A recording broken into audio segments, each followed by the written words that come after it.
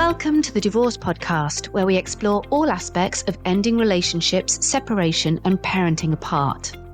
If your marriage or partnership has ended, or you have friends and family who are separating, this podcast is for you. I'm Kate Daly, a relationship counsellor, divorce specialist, and co-founder of Amicable, the online legal service for separating couples. In each episode, we look at relationships and separation from different angles, including the emotional, legal, and social. I'm joined by experts and special guests who share their own unique stories, experience, and tips with the goal of helping people end relationships in a kinder and better way. In this episode, I was joined by Katie Lloyd to talk about coping with life not turning out as you planned and how to get your mojo back following a relationship breakdown. After her own divorce, Katie retrained as a coach and certified NLP practitioner to help others navigate divorce and separation. We begin by exploring Katie's divorce story and its impact on her life and career.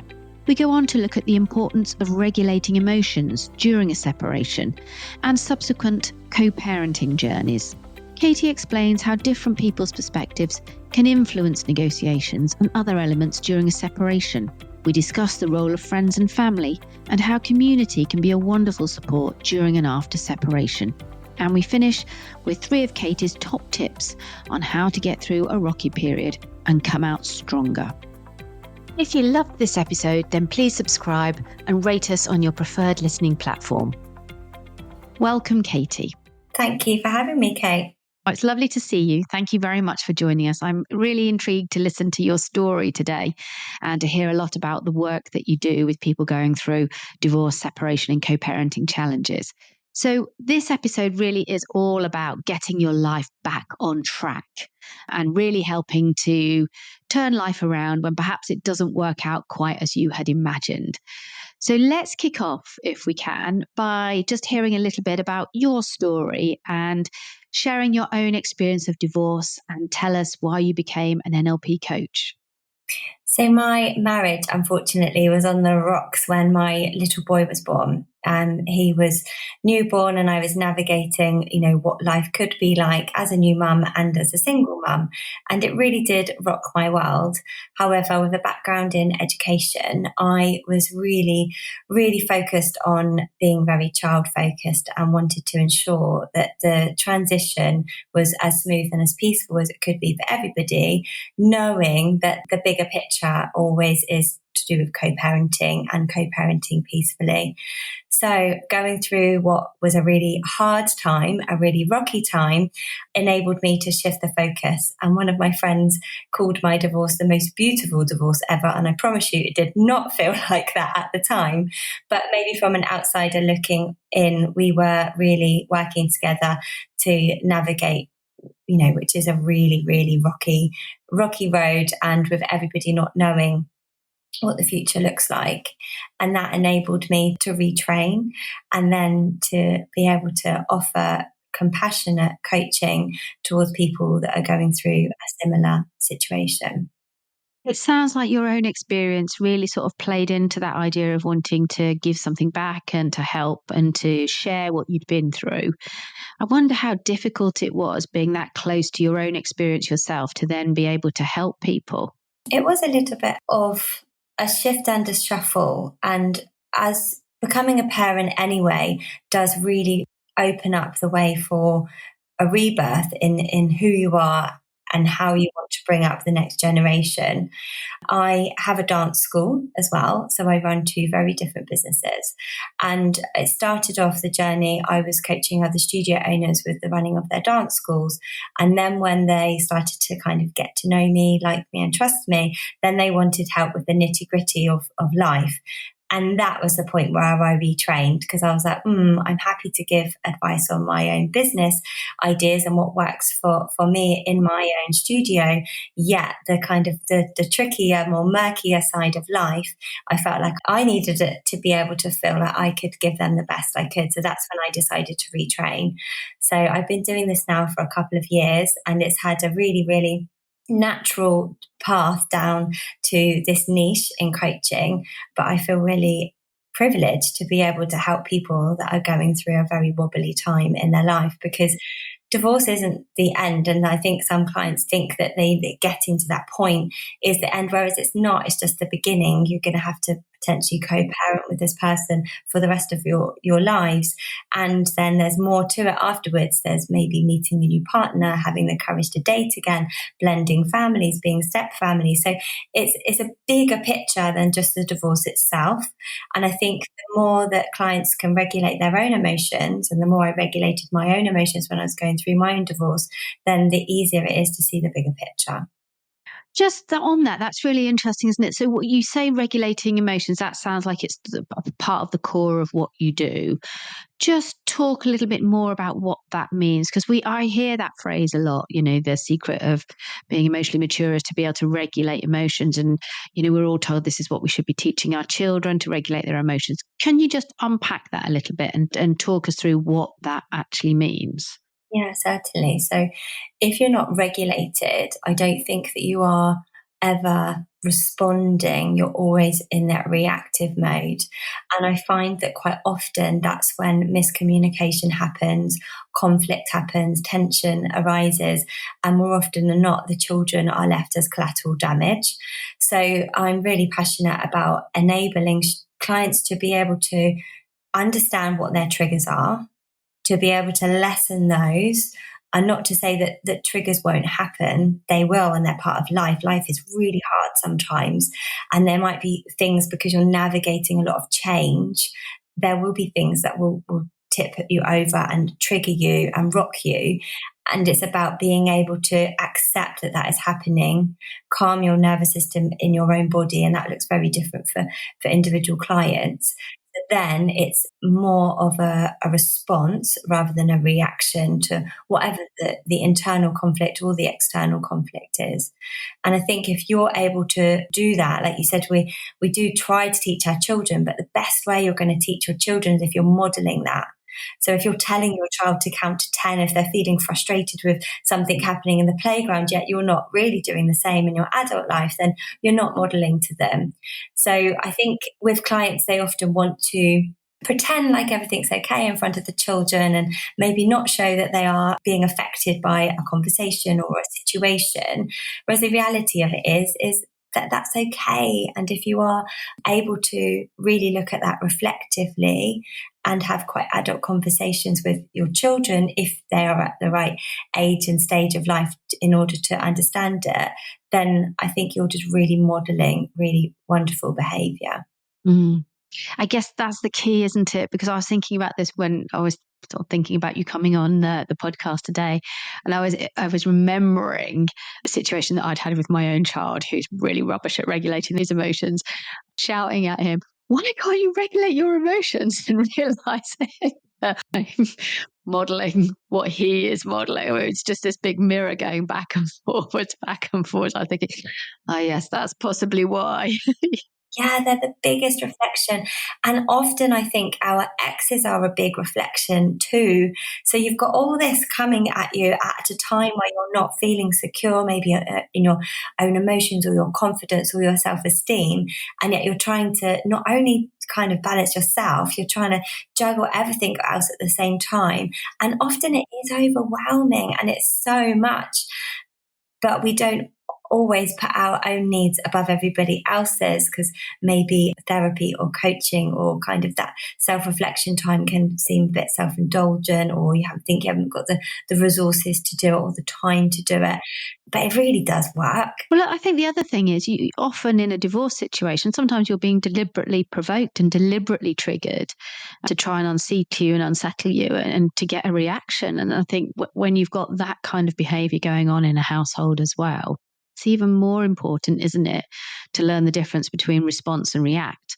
And it's one of the things that we say all of the time in the work that we do, just trying to break that instant knee-jerk reaction that seems almost baked into a divorce or separation process, doesn't it? Somebody says something and you react to it like it's an absolute truth. Well, a lot of the time people are talking with a great deal of ignorance or through fear or through things they wish were true, but may not be true in any emotional, legal or social sense.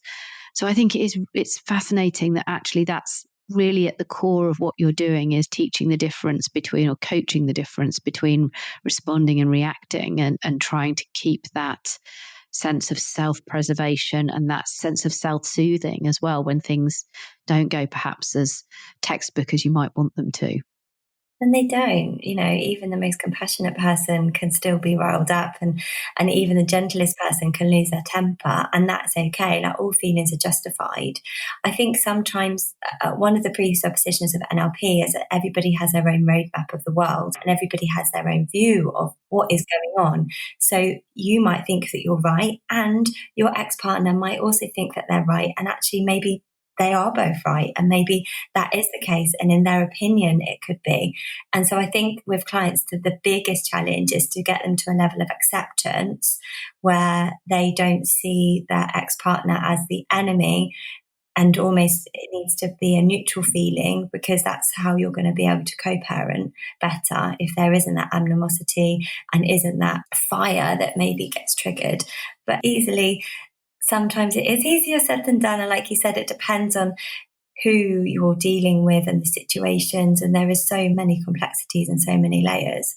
I guess ultimately as well, what we're talking about is a great sense of disappointment and anger and hurt. I mean, people seem to have quite an idealized view, I would say, of life and marriage sometimes. And when a divorce interrupts that, I think you've got a lot of emotion to deal with. Why do you think people have such idealized views of life or marriage? I think it's just cultural. And we all do have a fairy tale view on the 2.4, marriage and children and living the fairy tale and the happily ever after. Whereas in reality, that isn't the case. Even if you are in a long marriage, that's still going to have the ups and downs.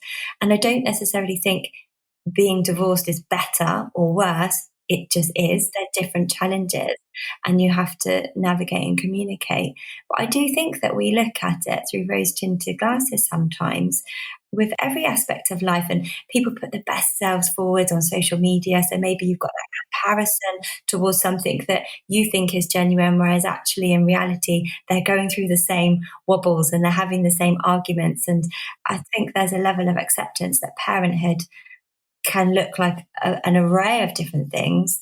And maybe you don't get married to get divorced, and maybe you don't bring children in the world for them to have two separate homes. But there does need to be a level of acceptance that maybe parenthood isn't as you planned it, but doesn't necessarily mean that it's a bad thing.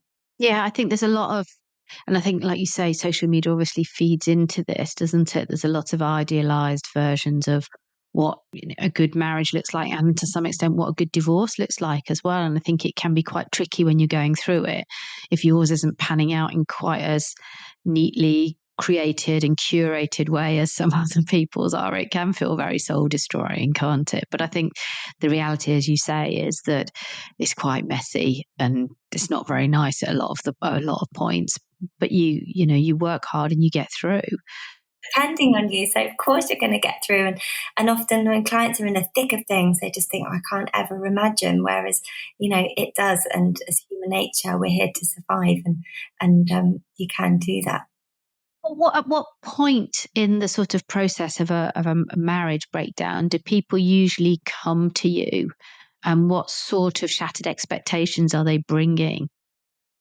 Oh, an array of shattered expectations. I think that's, even if it's their choice to end the marriage and maybe they've been kind of processing it behind the scenes, even if they haven't kind of cut the cord, there's a lot of guilt that maybe weighs upon those people. If there's betrayal or infidelity or any kind of conflict, then, that can, they might have been thinking that they've lived a fairy tale life, and then suddenly their world's blown apart because, was any of it real? And they end up questioning everything. But clients come at very, very different, varying stages. So some people will come at the beginning where they can't see the wood through the trees, and maybe divorce just feels like a million miles away, but they're still living together and they're navigating what that looks like. Some clients are in the divorce process. Some will be referred for mediators, so they might have got to loggerheads, and it's like, well, they need to be able to let some of the emotional attachment dissipate before they can make really good practical decisions and solutions. And others are at the other side. They may have been divorced for a while, but they're finding that they're processing it either in hindsight. That happens quite often if there's maybe been some emotional abuse, or they're kind of figuring out who they are, and they've had to have the time and the space to do so. And others come when they are feeling a bit anxious about dating again. And so it really is just a whole array, and it's nice to have a whole merry mix of it all. Yeah. And I guess it must be very interesting to reflect on the different emotional states that people come in, depending on what stage and age they are themselves and at what part of the process they're in. I can imagine it must give you a really broad view of what getting divorced or separating does to a life and a person. I suppose that must be quite fascinating, being able to see it all in its sort of all its phases, because we tend to think of divorce process as a finite period of time, particularly if we're like we are sometimes dealing with the the practical elements of this is the bit of paper you file now, these are the decisions you've got to make here, and at some point for us our relationship with a customer ends, and therefore when you've got lots of different people coming to you at different points in their lives, you see that the divorce process actually has a very long tail, I guess. It does, and I think it's never ending, really.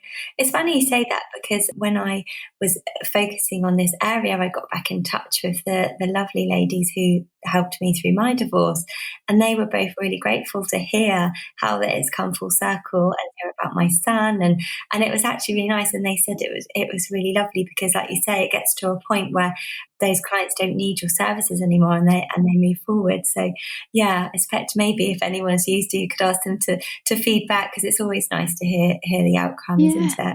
absolutely. And sometimes people do get in touch, but it is really nice to see how people's lives move on and the progress they made. And very often there's this sense of new start, new beginning, reinvention. We often hear from people who've done like quite amazing things with their life post divorce. And you try and remember back to how they were in those moments, and they were so lacking in any confidence or sort of vision of the future. And then you see them later and they've gone on to do amazing things. And it's just fills me with such kind of, well, not pride. I'm not there to be proud of them, but just such a sense of wonder and awe that people can go on and feel potential because their life took a different turn. I mean, it's just fabulous. Well, every divorce is different, but I do think that regardless of it, it is a very pivotal and life-changing moment, because it is a big challenge, and maybe an adult life could be held on to as trauma if it's not processed right, depending on the situation. So it is, I would say that it's great when people can really reflect on themselves, and rather than being like the better half of somebody, being 50%, you end up being a whole, you end up being 100%. And if you work to heal, then you can get to that point. And if you are ever ready to date again, if your new partner's done their work, they're also 100%. You're coming together at 200%, which is great. And I think when you do get to the other side, it's about figuring out what you really do want in a relationship, and also what you don't want. And again, both parties are in the same boat. So often, although it can be really scary moving on, it can be quite harmonious because you're really self-aware. You've mentioned people coming to you for lots of different reasons. Are there some common themes? Are there things that people tend to come and seek your help with? Just that they've lost their mojo, and they've lost their inner zing, and they've lost their sparkle, and they've maybe been bogged down with the paperwork and the school runs and the complexity of it all. And actually there comes a point whenever they kind of hit rock bottoms. It might be right at the beginning, it might be right at the end, it might be in the middle, and it's just like, do you know what, is there more to life? What do I actually want from life? And it's that kind of inner questioning, I think, that I help people with. And I usually work with clients over 12 weeks, and we do coaching bi-weekly. So from the beginning, they are offloading, and it feels quite heavy and very emotive. And then towards the end, they are getting their sparkle back, and they are having jokes and banter. And I'm like, yes, and often it's like you said at the beginning, it's a new beginning, but sometimes it's not a new beginning for that person. They're going back to who they were. So it can be kind of a tale of two halves sometimes. And typically, what's for people who have not experienced any either form of counselling or therapy or coaching work, what sort of things do you do together? The first session is often just a debrief. And I think often then the clients are just talking and telling me, and I can just gauge like where they're at emotionally with everything. And often I can see a recurring pattern of maybe something a few layers down that I think might be the issue. So often it's to do with maybe their own self confidence, their own belief, and that can be to do with a limiting belief that they're holding on to. So it can go quite deep. It could be from childhood, from teenagers, could be if they've been in their relationship or their marriage for a very long time. It can be really trivial, like a little conversation or a comment that was made, and they're holding on to that as baggage that just really isn't serving them. So we kind of dig deep through the layers, and NLP is amazing because sometimes clients aren't able to verbalize and vocalize what is going on. However, they do know what the trigger is and how they feel in their body. So sometimes it's a lot about visualizing, and it can be quite scripted. So I can just take them through. And even though maybe they're not expressing to me what's going on internally, there are shifts. And often, like if it's a throwaway comment that somebody's made years ago, you aren't really aware of what it actually is, but it's really beautiful to be able to lift it. So once we've kind of let go of a lot of stuff, then from there I move forward, and it's about figuring out goal setting, how they want to feel, their core desired feelings for life, maybe the values that is going on, and setting themselves some targets and focus, because coaching is different than therapy. There is a little bit of unpicking, but it's very much about moving forward, getting to a level of acceptance, and then being able to figure out how the world wants to look, and making that happen and manifesting that in their own world. And it sounds like a very individual experience, when they're in the room with you and they're in the moment with you and you're going through all of these things. But we know, don't we, that real life has lots of other people around it, and there's friends and there's family and there's work colleagues and there's all the other sort of vested, interested parties in our lives. How do those people either help or hinder somebody on that journey there with you? This is not so much what I work on with clients, but when I'm speaking surrounding divorce, separation, and co-parenting, a conversation that does get brought up quite a lot. And equally, I feel too in my everyday with the support network, because your support network really can become quite shattered when you are going through a separation. And sometimes you expect people to have your back and they haven't. And then other people will come out of nowhere and be really supportive. And you're like, wow, I had an affinity with you, but I didn't realize it was that deep. And some people just aren't compassionate enough to understand and to get it. And so I think that it is a big shake up when it comes to it, like a big snow globe that's rattled, and then everything does settle. But I say quite often, you have friends for a reason, friends for a season, and friends for life. And I think when there's divorce, and some people just find it quite awkward, that is really, really true. And again, it's not about just letting go of maybe limiting beliefs or idealism of how life would be. It's also about maybe letting go of friendship circles or friendship groups or individuals that have been a massive part of that season and yet aren't going to carry on into your new world, which again is fine, but it's just getting to that level of acceptance. And then with co-parenting, I find it quite challenging, especially if there are shared interests and hobbies. And depending on your relationship with your ex, how do you go about navigating the school gates and the football teams and the ballet drop-offs and things? Because there will be connections that will be made outside of that. And I think that can be quite challenging and also quite awkward for everybody else involved if maybe they haven't got the full history. And you're not going to go to the school gates and air your dirty laundry and say it all, are you? But equally, that can be a challenge and it can be quite triggering. And I often say to clients that you really should have a really great core support network. And often the smaller it is, the easier it is.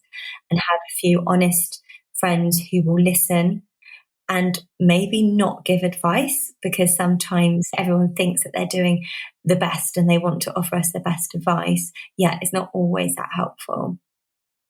Yeah, we always say that as well in the work that we do. Sometimes friends and family, always well-meaning, they love you, but sometimes that can lead to the wrong kind of advice when you're trying to navigate a co-parenting relationship in particular, and it can be really tricky. So it's often better to say nothing and just listen and just be there for someone to offload onto. And we know, don't we, that there's nothing worse than someone trying to solve your problem when actually you just want to rant about it for a bit. You don't need them to tell you the answer. But when we're the listener, we feel compelled to add some value somewhere, don't we, by sticking our oar in. And again, well motivated and well meaning, but just not helpful. And that person's advice will be very much based on their conditioning, their values, and past experiences that have happened for them.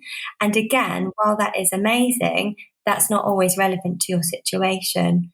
I remember having a very strong belief on how I wanted to co-parent, and I got to a point with my family where I just said, like, this is how I'm going to do it. I don't really need your opinion on it. And then it wasn't really until kind of 4 or 5 years down the line when I met my new partner, and he said to me, well, how did your family feel about that? And I said, well, do you know what? I don't know, because I didn't ever really ask their opinion. And then I did ask them like 5 years down the line, and it opened up a bit of a can of worms, and I was a bit like, oh, actually, maybe it was better. But who knows? There is no right or wrong. I think it's about having the boundaries within yourself to be able to communicate. And, that's what I help people with as well, because some people, it niggles them, but they don't understand why. And then they haven't got strong enough boundaries with maybe their co-parent or their friends and family or their children, or, so, yeah. Boundaries is a big one, isn't it? I used to do a lot of work with that when I was in the therapeutic world as well, but actually having some very well grounded boundaries about what lines can and can't be crossed is really important, isn't it? And really understanding your boundaries and understanding how you do or don't set boundaries and what you do when someone transgresses a boundary. I think it's fascinating. But it's also when you're coming to co-parenting, it sounds to me like we often get a situation where people tend to think that if you're going to get some co-parenting help, you've got to go together and it's got to be a joint endeavor. And, from a practical perspective in the work that we do, there is an element of that to it.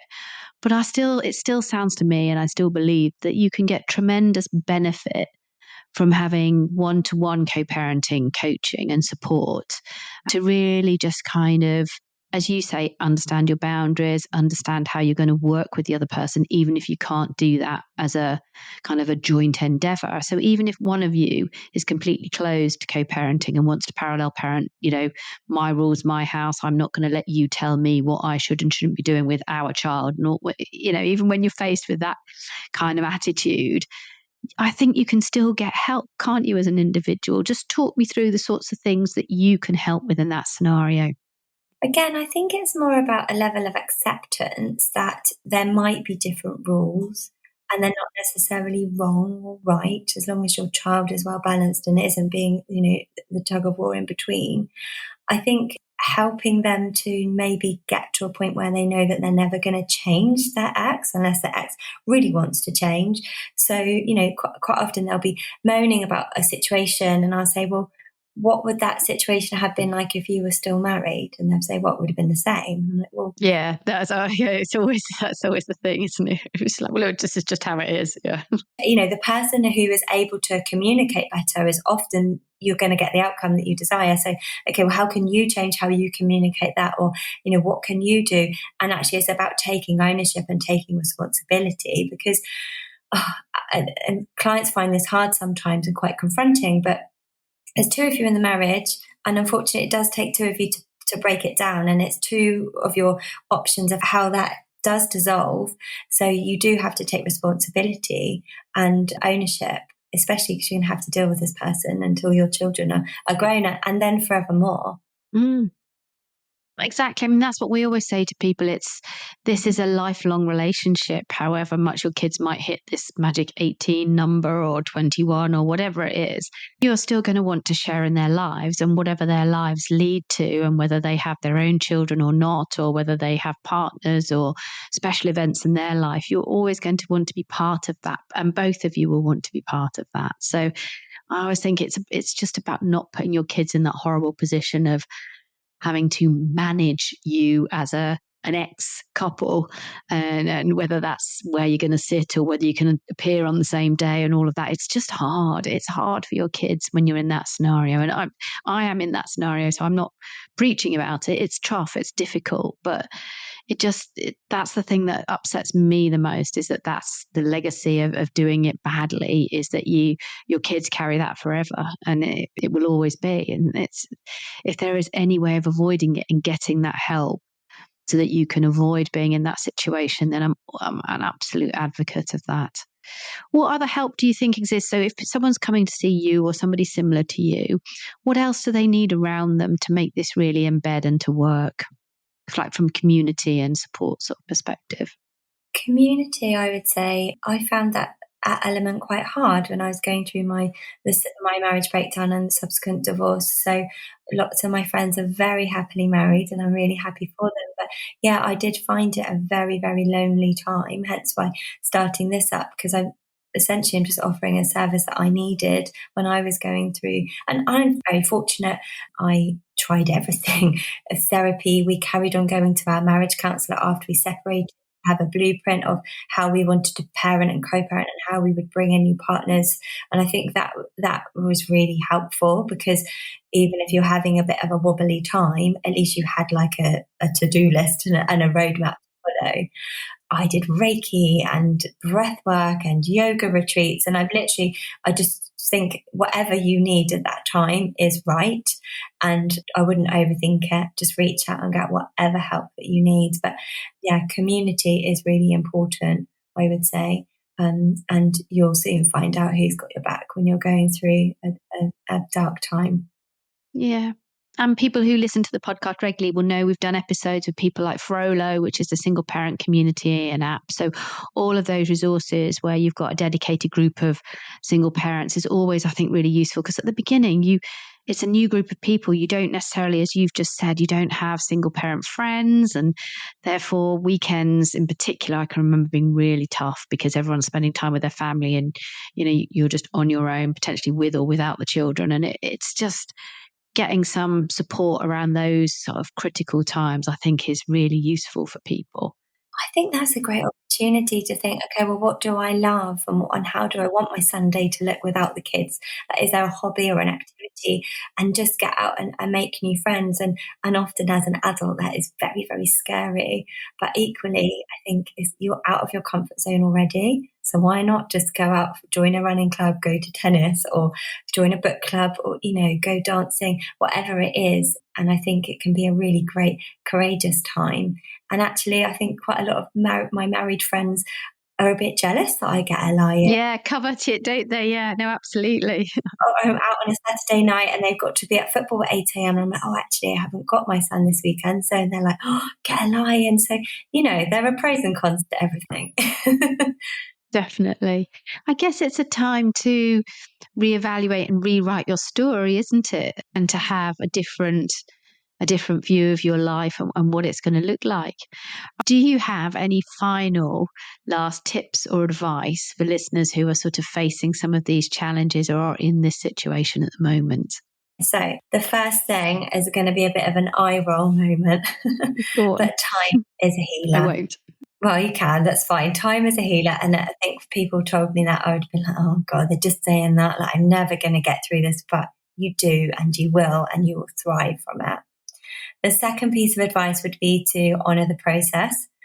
Like, don't try to be okay all of the time. Like, emotions are energy in motion, emotion. So know what you're feeling will pass. And the third thing, we've already touched upon it, is boundaries. So get good at having a balanced view and a rock solid boundaries with yourself, first of all, and then those involved, and then those surrounding you. Because if you've got a voice, you're going to feel better, and you're going to do what's better for you in the moment. And your needs are going to evolve over time, and your boundaries are going to need to shift and shuffle over time, and that's okay. No, that's wonderful. I wasn't going to eye roll because I said exactly. I was doing a podcast for another group earlier today, and that was one of the things I said. I know it sounds really trite, but honestly, time definitely will heal, and none of this will feel as bad in 3 months, 4 months, 5 months, 6 months, and definitely not in a year. So, no, I'm totally with you on that. That's super advice. 3 really strong tips there. So, thank you very much, and thank you for sharing your story and your advice with us and your journey. It's been absolutely fascinating. For separating and co-parenting support, you can visit amicable.co.uk, where you can explore our resources, or you can book a free advice consultation. You can find me on LinkedIn, and you can hear about new podcast episodes by subscribing for updates and visiting thedivorcepodcast.com or on your favourite listening platform. Thank you so much, Katie, for joining me, and thank you, everybody, for listening.